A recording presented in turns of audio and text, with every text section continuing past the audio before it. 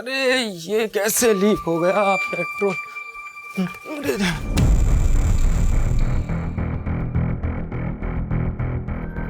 अरे बिट्टू ये पेट्रोल, अरे बिट्टू चॉकलेट चॉकलेट नहीं,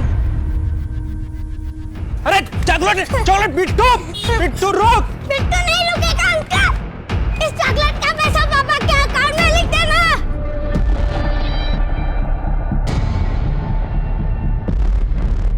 आज चॉकलेट चुराई है, कल लूट करेगा, परसों डाका डालेगा तू। यही सब करने के लिए पैदा हुआ है। अरे क्या बोले जा रहे हैं, बच्चा है, क्यों बात का पतंगड़ बना रहे हैं? चल बिट्टू। रुक, ये बच्चा नहीं है, ये हमारा बाप बन गया है और इसकी जिम्मेदार हो तुम। तुमने इसकी सारी बुरी आदतों पे पर्दा डाल के रखा है। कभी खुद की आदतों को देखा है? अरे क्या बकवास कर रही तुम ये? बच्चे के सामने मुंह मत खुलवाओ मेरा, सब पता है कि दिल पानी में हो।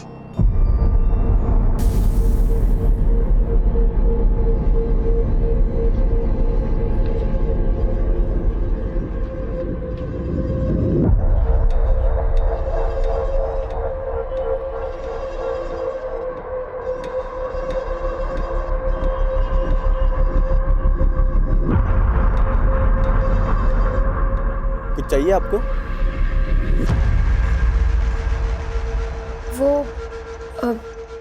वो मुझे प्रेगनेंसी टेस्ट किट चाहिए।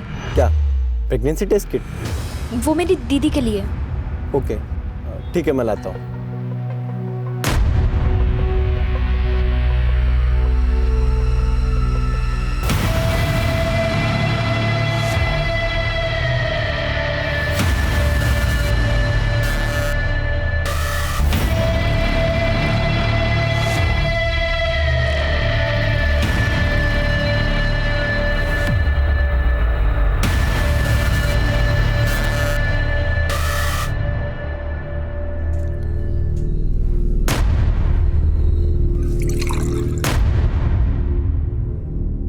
गरम पूरी लेकर आती हूँ। बड़ी देर लगा दी स्कूल से आने में, काम पर नहीं जाना क्या? वो हम सहेली से नोट्स लाने गए थे, इसीलिए लेट हो गए। बस बहुत हो गया पढ़ाई का नाटक। पढ़ लिख कर होगा क्या? आज अपने पापा का हाथ बटाएगी तो कल को तेरे शादी के ही काम आएगा ना। और तू ही बता, अरे देखा कैसे बिना जवाब दिए चली गई। इसकी अकल ऐसे ठिकाने नहीं आई।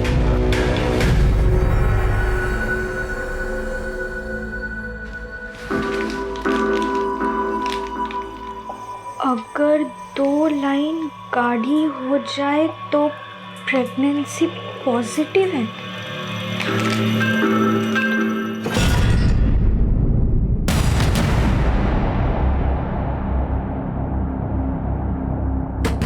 रश्मि, ओ रश्मि, अरे कर क्या रही इतनी देर से अंदर? आई दादी।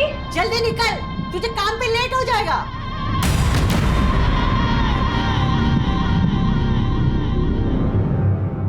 बिट्टू, बिट्टू। वर्मा जी, बिट्टू को देखा क्या? नहीं मैडम जी, बिट्टू तो आज यहाँ नहीं है। कहाँ चला गया ये लड़का? बिट्टू, बिट्टू।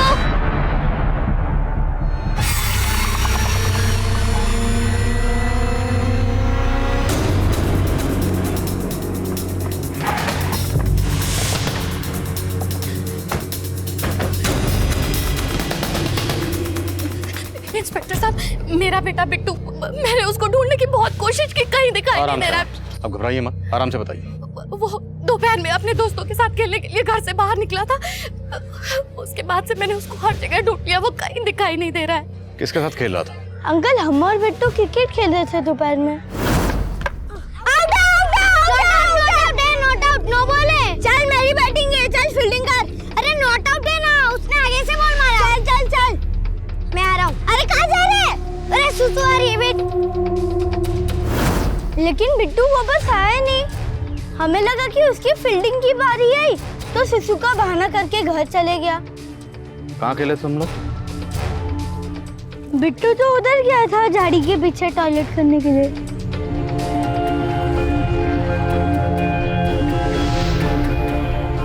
आसपास लोगों से पता करो, शायद किसी ने कुछ देखा हो।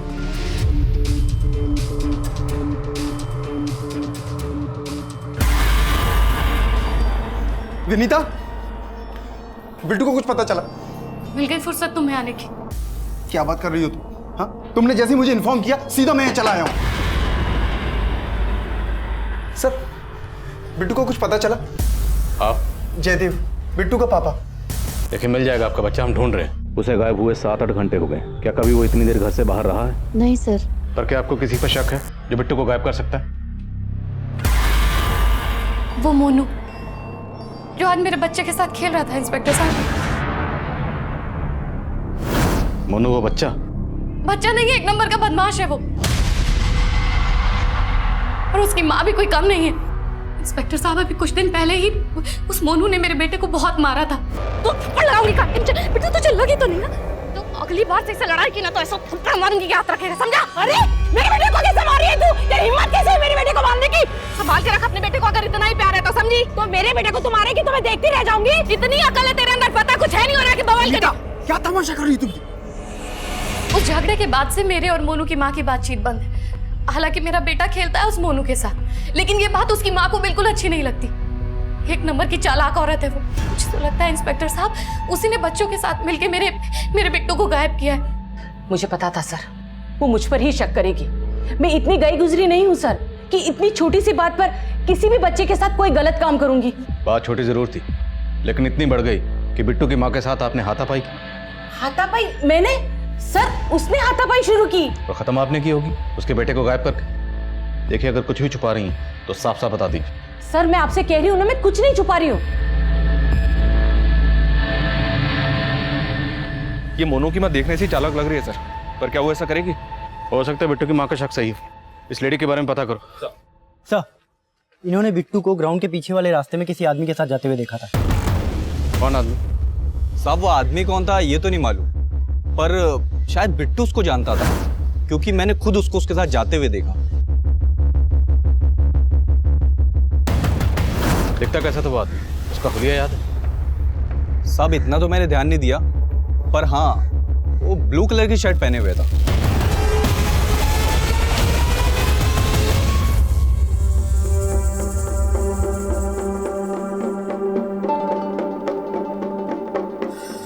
कहाँ जा रहा है बिट्टू? अंकल मैं अपने घर जा रहा हूँ। अरे तू घर चला जाएगा तो इतने सारे चॉकलेट तुझे कौन देगा, समझे ना? नहीं अंकल, पर मुझे अपने घर जाना है, मैं अपने घर जा रहा हूँ। चुपचाप बैठ इधर। खंडवा से बिट्टू को गायब हुए 10 घंटे गुजर चुके थे और बिट्टू का पता लगाने के लिए हम हर मुमकिन कोशिश कर रहे थे, और तभी हम एक जंगल के पास बिट्टू की लाश मिली। सिंह ये जंगल वाला एरिया है, अच्छी तरह से पूरे जंगल छान मारो, कुछ भी छूटना नहीं चाहिए। हाँ सर, आइए सर। बिट्टू की लाश है, बहुत बूटा मर्डर है।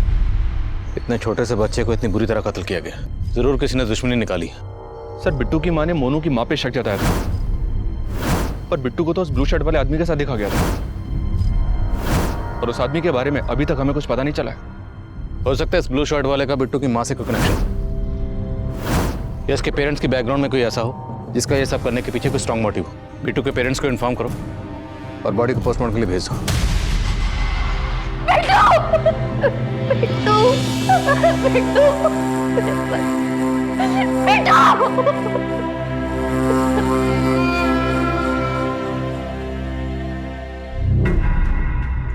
जीजा जी आई। इतना सब अचानक हो गया और ऐसे वक्त में हम लोग तुम्हारे साथ नहीं थे। पर विनीता कहाँ पर है? पुलिस स्टेशन गई है। Police station? किस लिए? शायद पुलिस को उससे कुछ बात करनी थी। अरे पर पुलिस उसको मिलना क्यों चाहती है और तू उसके साथ गया नहीं? दीदी अब विनीता को मेरे साथ खड़े होने में प्रॉब्लम है। उसे लगता है कि मैंने कभी बिट्टू के लिए कभी कुछ किया ही नहीं। सुन, तू ये सब बातों को हल्के में मत ले, कहीं ऐसा ना हो जाए कि उसकी वजह से पुलिस तुझे परेशान करना शुरू कर दे। बिट्टू के फादर जयदेव के बारे में कुछ पता चला सर। जयदेव कॉस्मेटिक ट्रेनिंग का बिजनेस करता है और बिजनेस टूर पे कई दिन बाहर भी रहता है। जयदेव को जानने वाले लोगों ने बताया कि काफी रंगीन मिजाज का आदमी है ये। जयदेव का अफेयर है किसी से? अफेयर है या नहीं ये अभी क्लियर नहीं है, पर जयदेव के कॉल रिकॉर्ड्स में कई सारी फीमेल क्लाइंट्स का नंबर है। और तो और सर, जब आस पड़ोस में इंक्वायरी की तो पता चला कि जयदेव की पत्नी भी उस पर शक करती है, और मोनू की मदर विडो है, और जयदेव की पत्नी को लगता है कि उन दोनों के बीच कुछ है।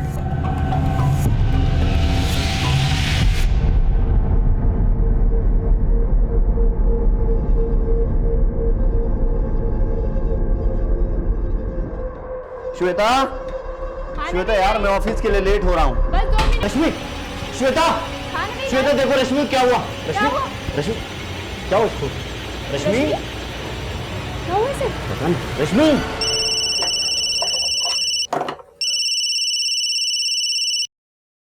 हेलो।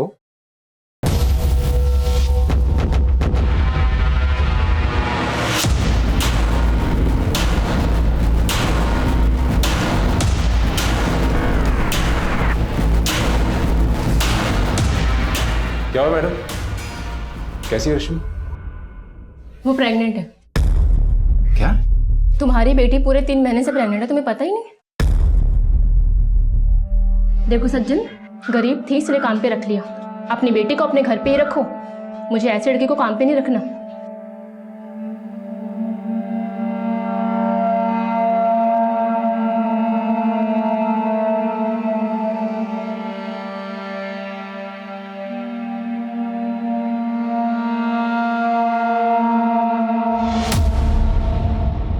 विनीता जी, दोषी कोई भी हो, इंसाफ होगा। लेकिन इतना पक्का है कि बिट्टू किसी ब्लू शर्ट वाले आदमी के साथ गया, और ये जो भी था बिट्टू उसे अच्छी तरह से जानता था, क्योंकि बिट्टू अपनी मर्जी से उसके साथ गया। अब ये आदमी कौन हो सकता है? सोच के बताइए, कभी कोई ऐसा हादसा हुआ हो आपके साथ, आपके पति के साथ, किसी रिश्तेदार के साथ या बिट्टू के साथ? इंस्पेक्टर साहब, कोई हादसा जैसा तो कुछ हुआ नहीं, लेकिन अभी कुछ ही दिन पहले बिट्टू जब घर आया था उसके हाथ में बहुत सारी चॉकलेट्स थी। बिट्टू, बिट्टू कहाँ गया था और इतनी सारी चॉकलेट कहाँ से लाया? अरे मम्मी, वो अंकल ने दिए। कौन से अंकल? अरे वो पापा के दोस्त थे ना, उन्होंने दिए। तो बिट्टू अपने पापा के किस दोस्त की बात कर रहा था? मैंने उससे पूछा, लेकिन बिट्टू ने मुझे कुछ बताया नहीं। बाद में मैंने इसके बारे में जैसे भी पूछा, लेकिन उनको भी कुछ आइडिया नहीं था। देखिए विनीता जी, हालांकि आपने हमें इस बारे में खुद कुछ नहीं कहा, लेकिन फिर भी हमें पता चला है कि आपको शक है कि मोनू की माँ और आपके पति के बीच कुछ। आपने बिल्कुल ठीक सुना है, मुझे मेरे पति के बारे में शक है। मिला था? क्या हुआ? क्यों मारा थे उसको? अरे माँ, कहीं का नहीं छोड़ा इस लड़की ने, हमें मुंह दिखाने के लायक नहीं छोड़ा। 3 महीने से पेट से। रश्मि, ये सब क्या है रश्मि? बोल रश्मि, किसका पाप है ये? तो फिर कौन है? किसका पाप अपने पेट में लेके घूम रही है तू? बता रश्मि, बता।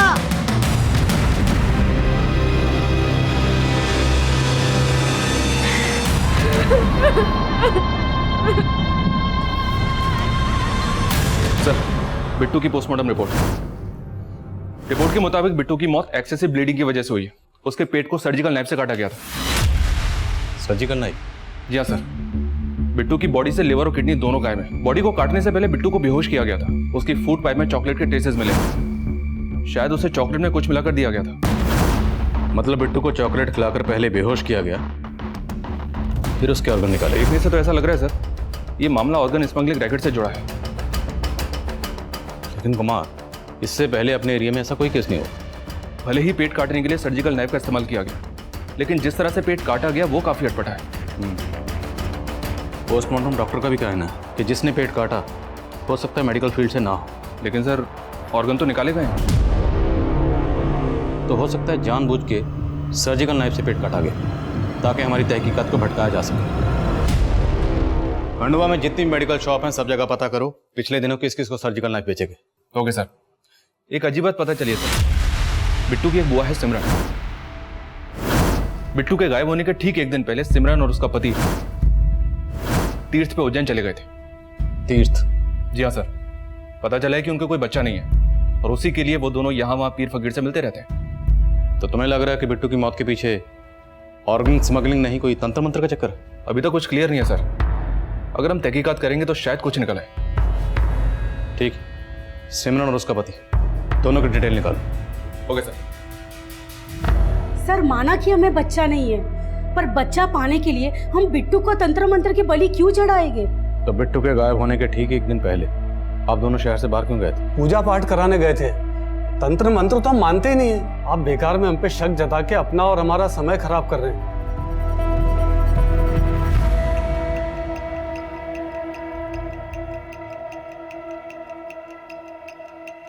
डॉक्टर साहब उसका अबॉर्शन हो जाएगा ना? देखो उसकी प्रेगनेंसी को 3 महीने से ऊपर हो गया है और इतनी कम उम्र में अबॉर्शन करवाना कितना रिस्की हो सकता है पता है तुम्हें? लेकिन डॉक्टर साहब अभी उसकी शादी भी नहीं है। लेकिन ऐसे में अगर रश्मि का अबॉर्शन करवाएंगे तो उसकी जान भी जा सकती है। देखो रश्मि को ये बच्चा कैरी करना ही पड़ेगा।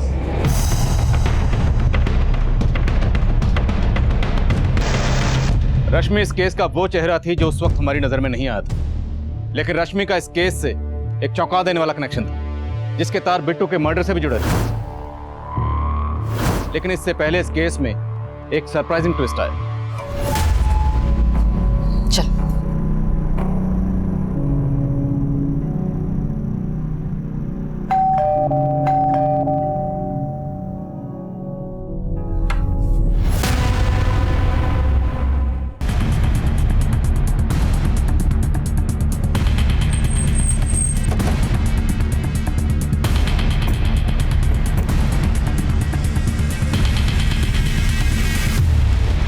तो आपने देखा था बिट्टू किसी अंकल के साथ गया था?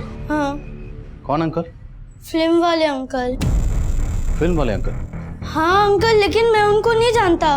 उस दिन जब बिट्टू टॉयलेट करने गया था फिर वापस नहीं आया, तो मैं उसे देखने गया, वो फिल्म वाले अंकल के साथ जा रहा था। अरे बिट्टू कहाँ जा रहा है? खेलना नहीं है? अरे नहीं मोनू, मैं फिल्म वाले अंकल के साथ जा रहा हूँ। वो फिल्म वाले अंकल दिखते कैसे थे? पहना क्या था उन्होंने? ब्लू शर्ट पहना था। और कुछ याद है? नहीं। सर लग तो ऐसे रहे कि मोनू की मां कहानी बना रही है, क्योंकि सबको पता है कि हम उस ब्लू शर्ट वाले आदमी को ढूंढ रहे हैं। शायद हमें भटकाने के लिए उस ब्लू शर्ट वाले आदमी को अब फिल्मी अंकल का नाम दिया गया है। मुझे लगता नहीं है सर ये फिल्म वाला कोई अंकल होगा। पर ब्लू शर्ट वाला तो है ना, जो उस दिन बिट्टू को अपने साथ ले गया। बिट्टू के दोस्तों से एक बार फिर से पूछताछ करो, वो इस फिल्मी अंकल के बारे में क्या बोलते हैं।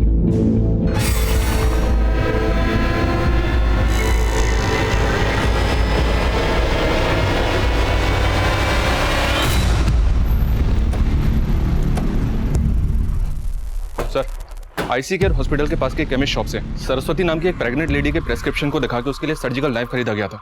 उसकी डिलीवरी ऑपरेशन होने वाली थी, पर मैंने पता किया सर उस हॉस्पिटल में सरस्वती नाम की कोई भी लेडी भर्ती नहीं हुई थी।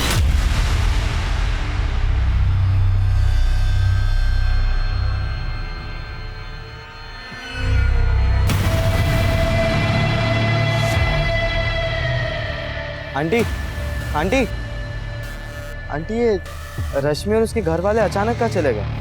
मतलब कई दिनों से ताला लगा हुआ है। वो रश्मि के पापा को नई नौकरी लगी ना खंडवा में, तो सब लोग वहीं शिफ्ट हो गए। अच्छा आंटी, एक और बात, ये आपको पता है कि खंडवा में कहाँ रहते हैं? नहीं, मुझे कुछ नहीं मालूम है।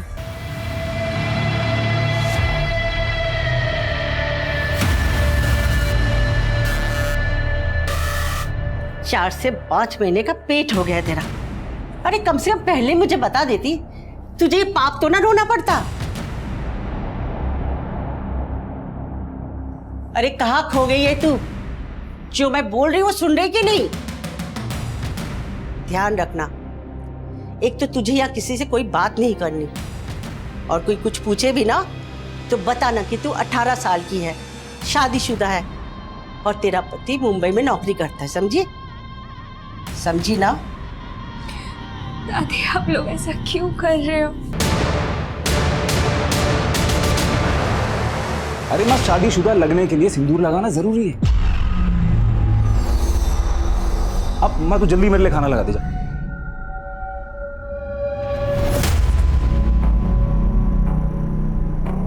कोई चालाकी मत करना, पता है ना तेरी माँ कैसे मरी थी?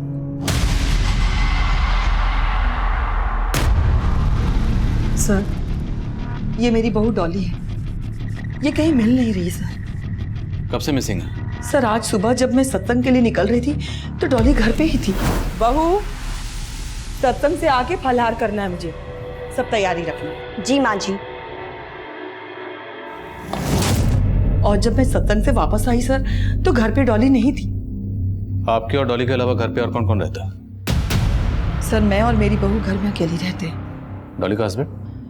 सर मेरा बेटा भोपाल में जॉब करता है, वो वहीं रहता है। सर आप प्लीज पता कीजिए डॉली के बारे में। डॉली प्रेग्नेंट है सर।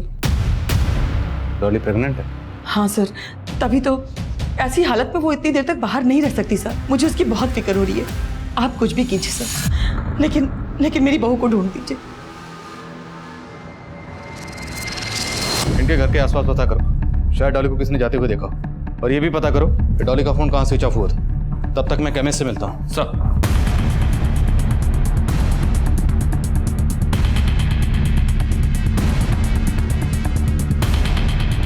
सर मैंने डॉली को दोपहर में घर से बाहर जाते हुए देखा था। डॉली कैसी है? मैं बिल्कुल ठीक हूँ, आप कैसी हैं? ठीक हो। मैं कैसे वापस कब आई? अभी 2 ही दिन हो गए। आपने बताया डॉली 2 दिन पहले अपने मायके से आई थी। उसका कोई इशू था क्या अपने ससुराल वालों से? जी सर, डॉली का अपने पति और अपने सास के साथ में बहुत झगड़ा होता था। पिछले 6 महीने से डॉली अपने मायके रहती थी। हाँ माँ, पुलिस ने क्या बोला? बोलना क्या था, कंप्लेंट लिख ली है। लेकिन ये बता कि तू कब आ रहा है? पुलिस का तो तुझे पता है ना, सब पता कर लेगी कि हमारा उसके साथ झगड़ा था। मुझे तो डर लगने लगा कहीं उल्टे सीधे सवाल करना शुरू कर दिया तो।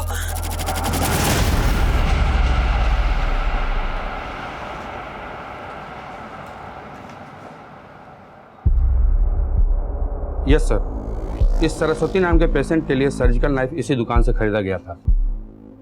और ये सर्जिकल नाइफ खरीदा किसने था? सर एक ऑटो वाला था, क्योंकि वो अपने ही ऑटो से आया था इसलिए मुझे याद है।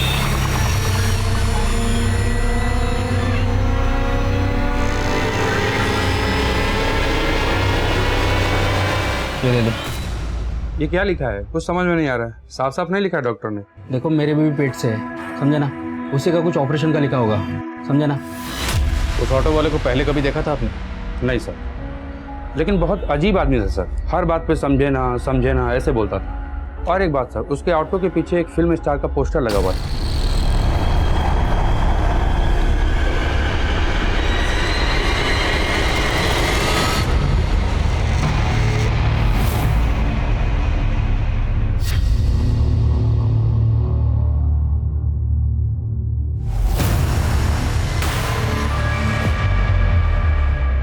अरे अब भी किताब लेके बैठी है? अब क्या फिर से स्कूल जाने का इरादा है तेरा? पापा आप कुछ भी कर लो, अब मुझसे मेरे सपना नहीं छीन सकते। अरे जाग मुसाफिर भोर भाई, सपने से बाहर आ। तेरे इस पेट के बच्चे ने तेरी और मेरी दोनों की किस्मत बदल दी है। यही सच है, इसका ध्यान रख। तेरे को कितनी बार बोला है खिड़की बंद रखा कर, ऐसे ही बैठ जाती है यहाँ पे।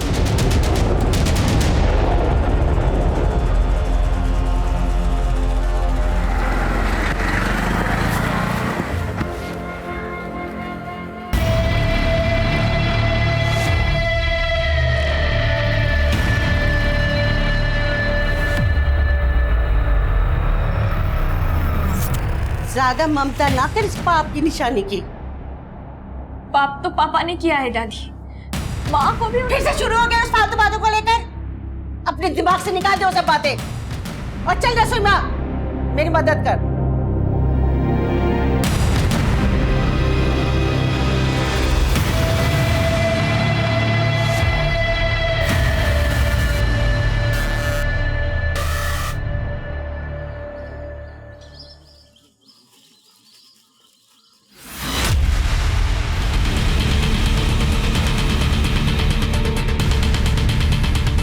एक ऑटो वाले ने सर्जिकल नाइफ खरीदा और उस सर्जिकल नाइफ से बिट्टू का कत्ल कर दिया। एक 9 साल के बच्चे के साथ ऑटो वाले का क्या कनेक्शन हो सकता है?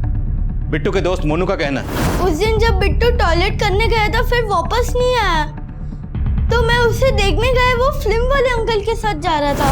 और जिस ऑटो वाले ने सर्जिकल नाइफ खरीदा उसके ऑटो के पीछे भी किसी फिल्म स्टार का पोस्टर था।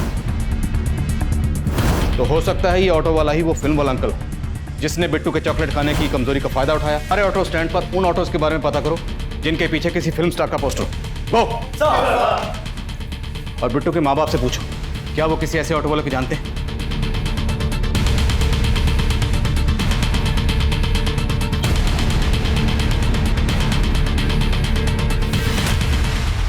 अब बिट्टू तो रहा नहीं, अब तो मुझे भी छोड़ दोगे और उसके बाद उस औरत के साथ। अरे चुप हो जाओ विनीता, जो मर्जी कुछ भी बोल रही हो तुम। चिल्लाकर अपनी गलती छुपाने की कोशिश मत करो। मुझे अच्छे से पता है कि तुम्हारा मोनू की माँ के साथ या बाकी औरतों के साथ क्या है। घृणा आती है मुझे तुमसे, धोखा दिया है तुमने मुझे।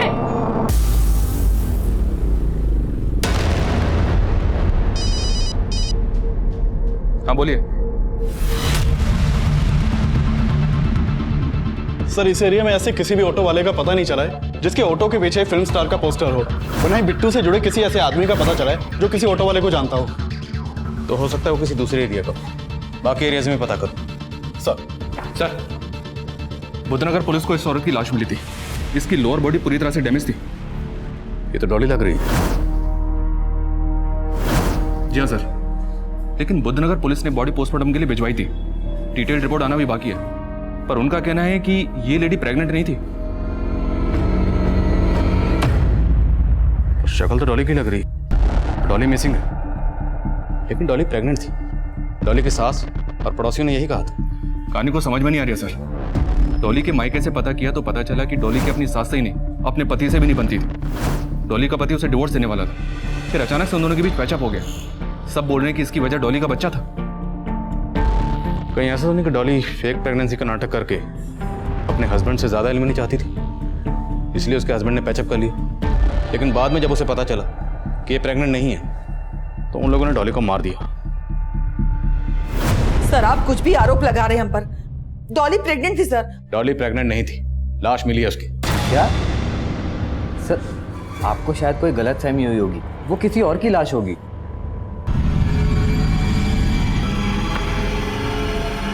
देखो कौन है, आपकी बहू और आपकी वाइफ डॉली है ना?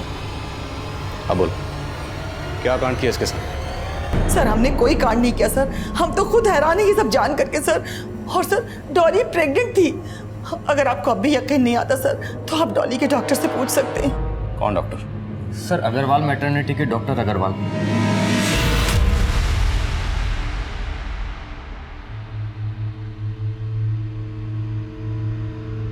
अरे रश्मि पानी देना।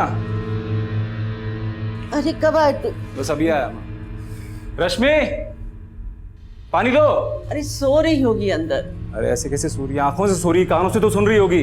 रश्मि मैं लेके आती। नहीं मैं जाता। रश्मि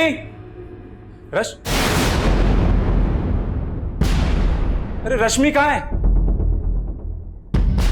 सर ये डॉक्टर अग्रवाल वही डॉक्टर है जिस पर पहले भी बच्चे एक्सचेंज करने के आरोप लग चुके हैं। अब ये डॉक्टर अग्रवाल ही हमें सुनाएगा डॉली की प्रेगनेंसी की असली कहानी। चलो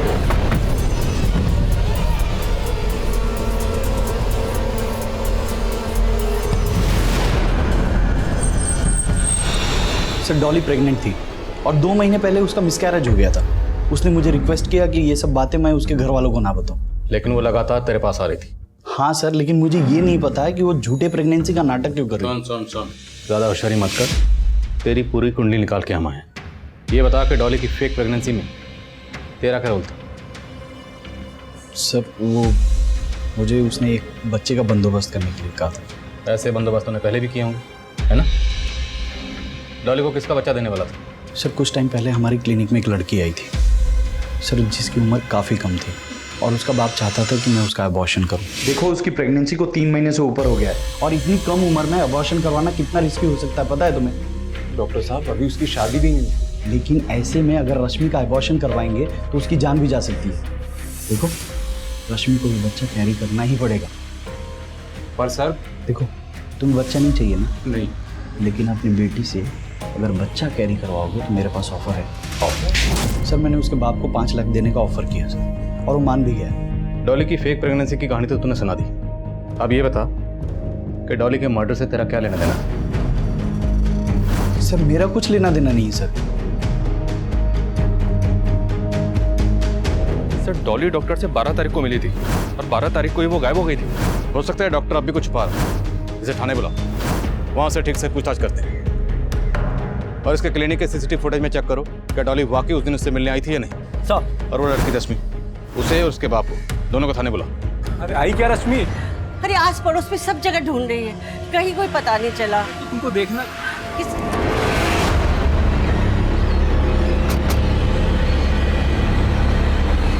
सज्जन जी। रश्मि कहाँ? सर आप लोगों के आने से पहले हम उसी को ढूंढ रहे थे। वो पता नहीं अचानक कहाँ गायब हो गई। यार रश्मि को तो हम ढूंढ लेंगे, तू बता, तो रश्मि को लेके डॉक्टर अग्रवाल के पास गया था ना? अब तू बोलेगा या मैं बोलूं? सर हम तो अबॉर्शन करवा नहीं गए थे सर, लेकिन डॉक्टर अग्रवाल ने बोला कि अबॉर्शन नहीं हो सकता है। रश्मि की जान को तो खतरे में नहीं डाल सकते थे ना, इसलिए मैंने उनका ऑफर मान लिया। तो तेरी नाबालिग बेटी को प्रेग्नेंट किसने किया? किसने किया? बोल सर उसका हुआ था सर। रश्मि ने खुद बताया था इसके बारे में। वो जहां काम करती थी उसका मालिक और उसके दोस्त ने उसके। यार राहुल, तूने अच्छा किया तो घर पे आ गया। जब श्वेता नहीं होती ना, दारू पीने का मजा ही अलग होता है। चीयर्स। और कुछ चाहिए आप लोगों को? इसीलिए मैं भोपाल से खंडवा आ गया। सोचा था कि यहाँ अबॉर्शन करवा देंगे, किसी को पता नहीं चलेगा, फिर वापस चले जाएंगे। लेकिन रश्मि पता नहीं कहाँ चली गई। इतना सब कुछ हुआ, लेकिन तूने एक बार भी जरूरी नहीं समझा कि पुलिस में कंप्लेंट लिखवा। क्यों? तुझे उस डॉक्टर की तरह किसने भी ऑफर किया था ना पैसे, ताकि तेरा मुंह बंद रहे। जिन लोगों ने तेरी बेटी का किया उनकी डिटेल बता। रश्मि का करने वाले मुजरिमों को हमने गिरफ्तार कर लिया। उनके बयान से यह साफ हो गया कि उनकी कंप्लेंट ना लिखवाने के लिए उन्होंने रश्मि के पिता को पैसे दिए थे। पैसे के लालच में रश्मि के पिता और डॉक्टर अग्रवाल ये रश्मि के सामूहिक शोषण के जिम्मेदार थे। और डॉली, वो किसके जुर्म का शिकार हुई थी, ये भी काफी होश उड़ाने वाला था। सर 12 तारीख को जिस दिन डॉली गायब हुई थी, उसने डॉक्टर अग्रवाल के क्लिनिक के पास से एक ऑटो पकड़ा था। सर ये उसकी सीसीटीवी फुटेज है।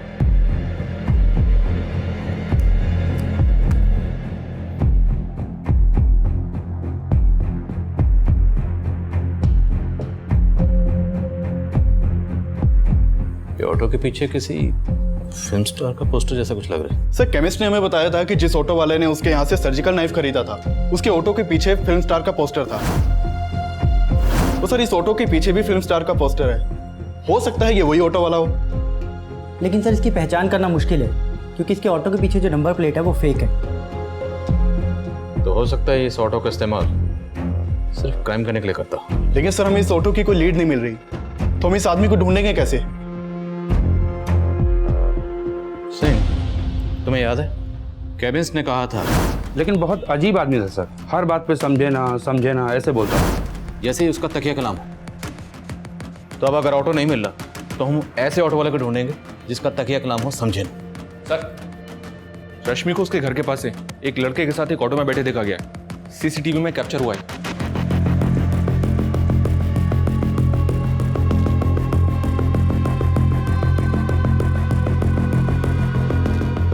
तो वही ऑटो है जो डॉक्टर अग्रवाल के क्लिनिक के बाहर। इसी ऑटो में आखिरी बार डॉली को देखा गया और वो गायब हो गया। अब इस ऑटो में रश्मि और उसके बाद रश्मि गायब। रश्मि के साथ ये लड़का कौन है?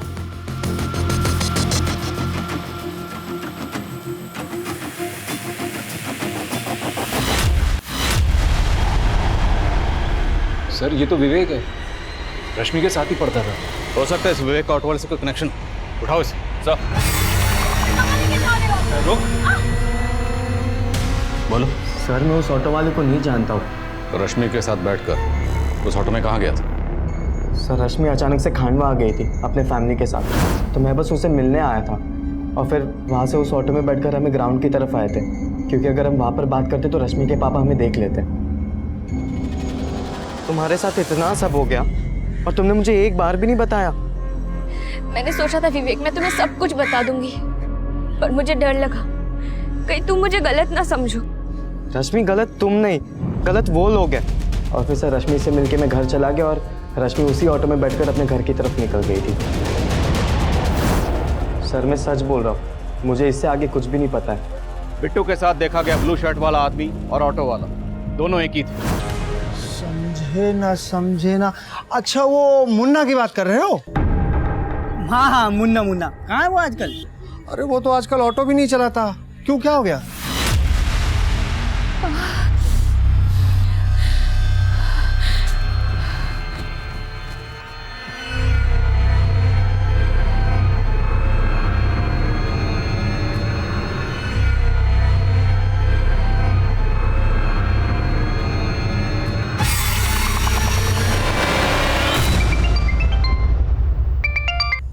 हेलो सर कुछ महीने पहले तक यहाँ खांडवा में एक आदमी ऑटो चलाता था सर, जो बिल्कुल इसी तरह समझे ना करके बात करता था सर। उसके ऑटो के पीछे भी फिल्म स्टार का पोस्टर लगा हुआ था। क्या नाम है उसका? सर मुन्ना। सर यहाँ पास के दीपला गांव का रहने वाला है।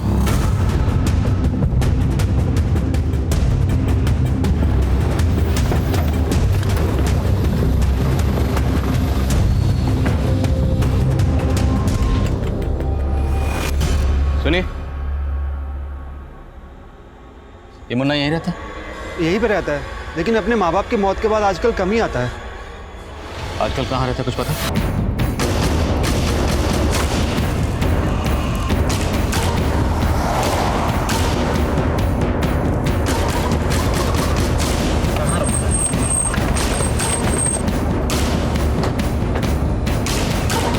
समझे ना साहब, मेरे बाबा ने मुझे बोला था कि मैं किसी बच्चे के शरीर के पुर्जे निकाल कर अगर साधना करूंगा तो मुझे खजाना मिलेगा। इसलिए मैंने बच्चे की तलाश शुरू की और एक दिन मेरी नज़र बिट्टू पे पड़ी।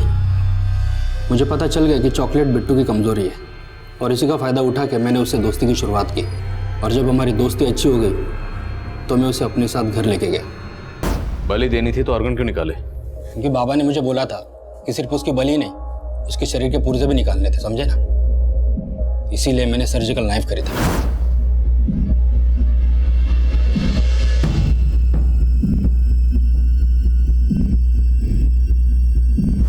और बाबा ने यह भी बोला था साहब कि शरीर के पुर्जों को पानी में उबाल कर वो पानी पीना होगा। और एक अजन्मे बच्चे की पूजा भी करनी थी मुझे। इसलिए तूने डॉली को उठाया? हाँ साहब, लेकिन बाद में पता चला कि डॉली गर्भवती नहीं थी, समझे ना? फिर मैंने उस लड़की को टारगेट किया। सब कुछ ठीक चल रहा था साहब, अब अचानक से आके, समझे ना? अब तुझे हम समझाएंगे, समझे ना? समझाओ इसे। रश्मि की कोख से उसके अजन्मे बच्चे को निकालने की तैयारी कर रखी थी। वो तो गनीमत थी कि हम वक्त रहते वहां पहुंच गए और रश्मि और उसके बच्चे को बचा लिया। मुन्ना ने जिस मकसद से इन जुर्मों को अंजाम दिया, ये अंधविश्वास का वो पागलपन था जो ताउम्र मुझे याद रहेगा। हमने जल्दी बंगाल से उसके उस्ताद, उस तांत्रिक बाबा को भी गिरफ्तार कर लिया। लेकिन सवाल ये था कि एक सरफिरा मुजरिम मुन्ना, जिसका बिट्टू, डॉली और रश्मि से दूर दूर तक कोई ताल्लुक नहीं था, आखिर उसने इन तीनों को ही अपना टारगेट क्यों बना लिया? बिट्टू जब किसी अनजान आदमी से चॉकलेट लेकर घर पहुंचा तो एक जुर्म ने दस्तक दी थी। बिट्टू की मां ने अगर उस वक्त ये जानने की कोशिश की होती कि ये चॉकलेट देने वाला कौन था तो शायद बिट्टू मुन्ना के इस जुर्म से बच सकता था।